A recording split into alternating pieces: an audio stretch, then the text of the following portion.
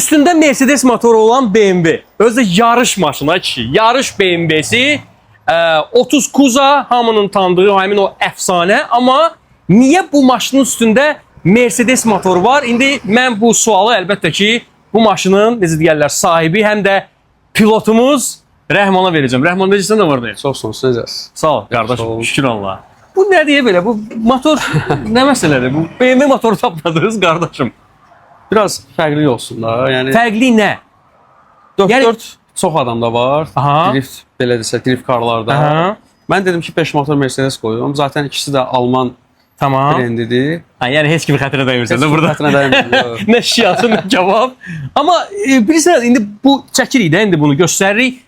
Çoxsu yazacaq ki, bu yaxında elə bir söhbət də çıxdı da, Mercedes bilirsən də BMW-dən motor almaq istəyir. Plug-in hibrid maşınları üçün sırf belə deyək də, gedib BMW-nin qapısını döyüb. Amma bu nümunədə biz artıq başqa bir şey görürük.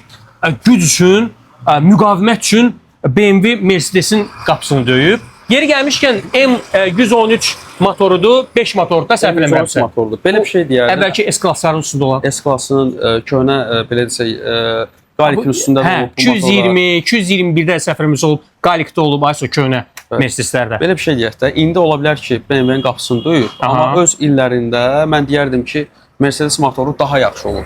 Mən özüm BMW-siyəm, amma mən heç kimçiyəm, yəni deyim sənə.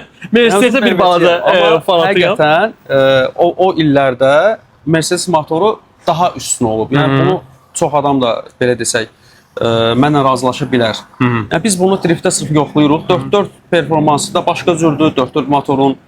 5 motorda daha biraz at gücü çoxdur, daha biraz torqu çoxdur. Dözümlülük də məncə 4-4-dən daha üstündür. Yoxlamısan bundan qabaq BMW motoru ilə? Yoxsa yoxlamışam. Yoxlamısan. 3 motorla yoxlamışam. Amma effekt verməyib. 3 motor biraz zəifdir də. Yəni. Zəifdir. Dartmır. Yəni biraz o belə sürətli, daha sürətli drift eləməyə yox. Yəni biz burada driftdən danışırıq. Maşın qışqırır, nəyi var? Dayanmadan, ISO. Yəni maşının hər şeyi işləyir də drift vaxtı. Düzdür? Demək olar ki, bütün bu xadavoy sistemi əsasən də əlbəttə ki, motor işləyir və burada bizə nə lazımdır? Bir dənə əjdaha, dəli özündən deyən yağ.